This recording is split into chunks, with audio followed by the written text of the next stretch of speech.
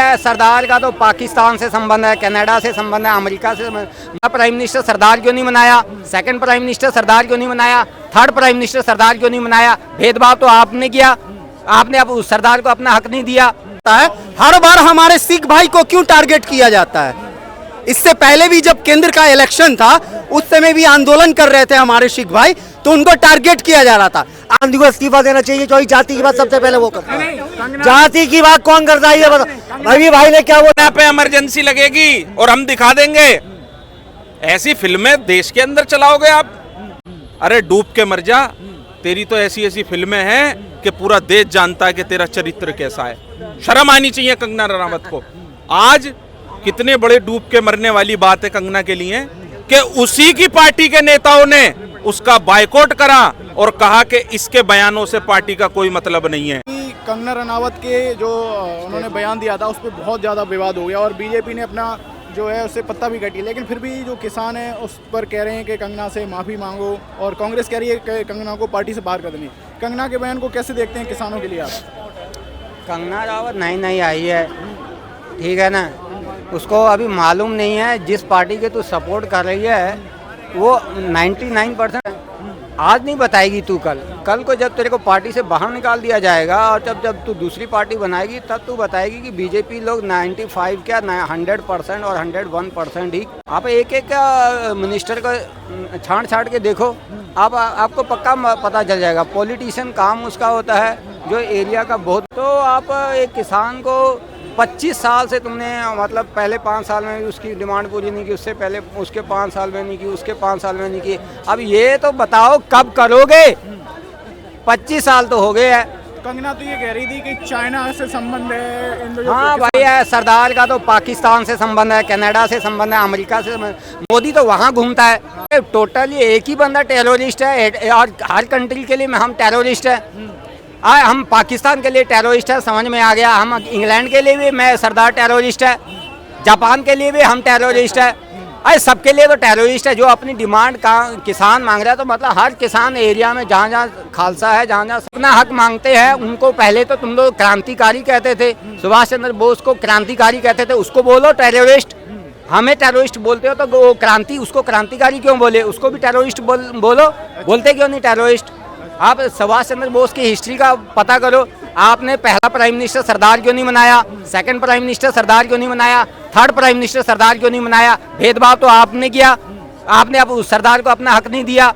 Military का general सबसे बड़ा अफसर सरदार होता है, तो आपने हम तुम्हारे लिए तो हम टेररिस्ट ही हैं, माइनॉरिटी या टेररिस्ट। तो कंगना के तो बेसलेस है, बेसलेस। तो आप कंगना को क्या पार्टी से बाहर निकाला जाना चाहिए, बीजेपी पार्टी से?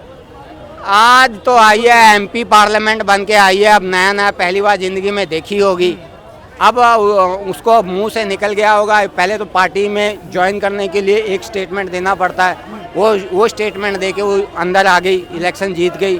और उसके बाद अब जाके उसको असली हिस्ट्री पता लगेगी कि जिस पार्टी के लिए मैं खड़ी हुई हूँ 95 तो यही क्रिमिनल बैकग्राउंड वहाँ पीछे से चले आ रहे हैं। कंगना के बयान को कैसे देखते हैं आप? कंगना के बयान को, कंगना पागल हो चुकी है। हमें समझ में नहीं आता है हर बार हमारे सिख भाई को क्यों टारगेट किया जाता है। इससे पहले भी जब केंद्र का इलेक्शन था उस समय भी आंदोलन कर रहे थे हमारे सिख भाई, तो उनको टारगेट किया जा रहा था। आज फिर बीजेपी के नेता कंगना रनावत जो सांसद हैं मंडी से, आज वो देखिए हमारे सिख भाई के बारे में क्या कह रहे हैं कि हर किसान कहने का मतलब है। अरे कंगना जी, मैं आपसे ये कहना चाहूंगा कि आपने फिल्म में जितनी भी रोल की है, आपने फिल्म में रोल करते करते और आपको अब हमारे सिख में शर्म नहीं आ रही है आपको? किसानों को बोला था उन्होंने, किसानों को। तो वही तो किसान है, तो किसान है कौन? ज्यादा करके तो हमारे सीखे भाई है ना। बात को पहले समझा जाए। आप टारगेट किसको कर रहे हो? टारगेट तो जाहिर सी बात आप किसको कर रहे हो मालूम है? जो अपने आरक्षण के लिए लड़ रहे हैं, अपने हक के लिए लड़ रहे हैं बॉर्डर पे, आप उन्हीं को ना टारगेट कर रहे हो। आखिर ये बीजेपी वाले चाहते क्या है? खुल के एक बार बोल दे हमारे सिख भाई को कि क्या चाहिए नहीं चाहिए। कंगना ने जो बोला है भैया, क्या कहना चाहते हैं आप इसके बारे में बताइए। वो तो कहेंगे, आप ये और बताइए, बीजेपी ने तो किनारा कर लिया, उनके वक्तव्य से कह रहे हैं पार्टी का कोई संबंध नहीं है। आप कैसे कहोगे कि कैसे नहीं है? वो पार्टी के नेता हैं कि नहीं है? वो पार्टी के नेता सांसद हैं कि नहीं मंडी से? आखिर तो हम कैसे नहीं बोलेंगे कि उनके पार्टी के ऊपर, पार्टी के थ्रू वो चल रही हैं। कांग्रेस कह रही है उन्हें पार्टी से निष्कासित करना चाहिए। बिल्कुल करना चाहिए 100%। जो जाति धर्म का बात करे, चाहे वो सिख हो, मुस्लिम हो, हिंदू हो, सिख, ईसाई, कोई भी हो, कहने का मतलब है ऐसे नेता को एकदम बिल्कुल इस्तीफा देना चाहिए, उनको निष्कासित करना चाहिए, हटाना चाहिए बिल्कुल। सबसे पहले राहुल गांधी को इस्तीफा देना चाहिए, जो जाति की बात सबसे पहले वो करता है। जाति की बात कौन करता है ये बता। अभी भाई ने क्या बोला, कंगना गई यार, कंगना ने बीजेपी भाई बात करिए जाति की, कंगना ने माफी मांगी, बीजेपी ने पल्ला झाड़ा। हरियाणा भी दिखाएंगे, अरे हरियाणा भी दिखाएंगे, महाराष्ट्र भी दिखाएंगे, झारखंड भी दिखाएंगे, जम्मू कश्मीर भी दिखाएंगे, सब दिखाएंगे, टेंशन मत लो। 99 वाले इतने नाम हो रहा है, अभी 99 आई है, 100 नहीं पहुंचे हो, औकात में रहे। अरे बैसाखी में तो आप रहे 35 साल आप बैसाखी में रहे। 1989 से 2014 तक 1989 से 2014 बैसाखी सरकार आपने चलाई, हमने नहीं चलाई। बात कर रहे हैं आप हमसे, बैसाखी में चलने वाले 2004 से 2014 तक बैसाखी में आप रहे, 2 सीटें नहीं ला पाए आप। बात कर रहे हो आप। सुनो, ये कहा जा रहा है कि कंगना की फिल्म भाई यार कंगना ही भाई एक चीज बता, कंगना क्या मुद्दा हो गई क्या? मुद्दा तो था ही बड़ा। तो जाति जंगलना मुद्दा नहीं है क्या? है ना मुद्दा। फिर अनुराग ठाकुर ने पूछ लिया राहुल गांधी से जाति क्या, तो अभी तक गए हैं, और 140 करोड़ लोगों से जाति पूछ रहे हो। फिर मतलब तुम मॉडल नेता हो क्या? तुम अपनी जाति नहीं बताओगे, ये अपनी जाति बताएगा, ये अपनी जाति बताएगा, मैं अपनी जाति बताऊंगा। तो तू सांसद है इसलिए, राहुल गांधी सांसद है इसलिए अपनी जाति नहीं बताएगा, और हम अपनी जाति बताएं। हम ये पूछ रहे, कंगना की फिल्म आने वाली है, आपको लग रहा है एक विवादित टिप्पणी इसीलिए दी थी उन्होंने? भैया हर कोई देता है यार, हर कोई देता है अपनी फिल्म का प्रमोशन के लिए, बुराई क्या है? हर कोई देता है। ये देश में क्या पहली बार हुआ है क्या? देश में पहली बार क्या हुआ ना? इस हिसाब से थप्पड़ से सही मारा था उसने, किसान की बेटी ने। ये फिर तो सही मारा ना थप्पड़ से? बिल्कुल सही मारा था ना, बिल्कुल सही मारा। सही है बस। हम तो कहते हैं। क्या आप कैसे देखते हो कंगना के बयान को? कैसे देखते हैं, बहुत गलत बयान दिया उन्होंने किसानों के लिए, और इससे ज्यादा क्या लोग, आपका बुरा नहीं लग रहा? भाई वही तो पूछ रहा हूँ। बहुत बुरा लग रहा है भाई साहब, और किसानों को नहीं, पूरे 140 करोड़ लोगों को बुरा लग रहा है इस बारे में, कांग्रेस क्योंकि किसान ज्यादा है हिंदुस्तान के अंदर। पार्टी से बाहर कर देना चाहिए। बिल्कुल निकाल देना चाहिए भाई साहब, निकाल देना चाहिए तब तक। उन्होंने तो पल्ला झाड़ दिया कि ये हमारे है नहीं, इसमें अपनी मर्जी से दे दिया है, तो कोई भी क्या देगा भाई? एक सेकंड सुन तो ले, देश को आजाद हुए 70 साल से ज्यादा हो गए, अब भी राहुल गांधी, अब भी राहुल कंगना वाला भाई मुझे नहीं करनी ना कंगना वाली बात पे। देश को आजाद हुए 70 साल हो गए, नया भारत बनना है, देश को कहाँ ले जाना चाहिए, और आप जातियों बांट रहे हो। हरियाणा में चुनाव आ रहा है, क्या लग रहा है इसका इस जो किसानों को जिस तरीके से उन्होंने बोला, इसका फर्क पड़ेगा? देखो फर्क तो लोकसभा में पड़ गया था, 10 सीटों में तो 5 सीटें ली आई थी, पड़ा ना लोकसभा में, तो विधानसभा में भी पड़ना। और फुल मैं तो फुल बहुमत से आनी है वहाँ पे, तुम देख लेना। किसान भी उनसे नाराज हैं और खिलाड़ी भी उनसे नाराज हैं सारे, और युवा तो वहाँ के नाराज हैं क्योंकि वहाँ पे नौकरी बिल्कुल नहीं है। राउत के बयान को जिस तरीके बयान था, और बीजेपी कांग्रेस कह रही है कि उन्हें पार्टी से निष्कासित किया जाना है, किस तरीके तो से? सपने में भी ना नींबू आते हैं। देखिए, कंगना जैसी लेडीजों का इस देश के अंदर होना एक भारत के लिए धब्बे वाली बात है। इतनी गंदी औरत, इस देश के किसानों को शर्मसार करने वाली औरत, अरे डूब के मर जा, तेरी तो ऐसी ऐसी फिल्में हैं कि पूरा देश जानता है कि तेरा चरित्र कैसा है। शर्म आनी चाहिए कंगना रनावत को।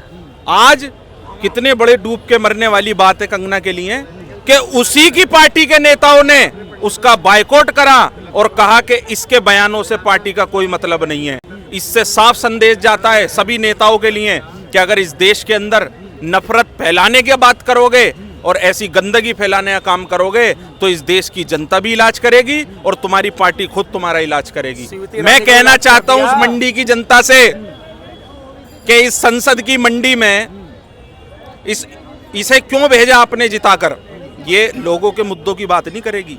ये लेडीज चाहती है कि मैं अपने आप को ऊपर लाकर पॉपुलर बन जाऊं। उनकी मूवी आ रही है इमरजेंसी 6। अरे उस पे इमरजेंसी लग जाएगी कुछ दिन में, कंगना पे इमरजेंसी लगेगी और हम दिखा देंगे। ऐसी फिल्में देश के अंदर चलाओगे आप किस टाइप का एजेंडा चलाना चाहते हैं देश में?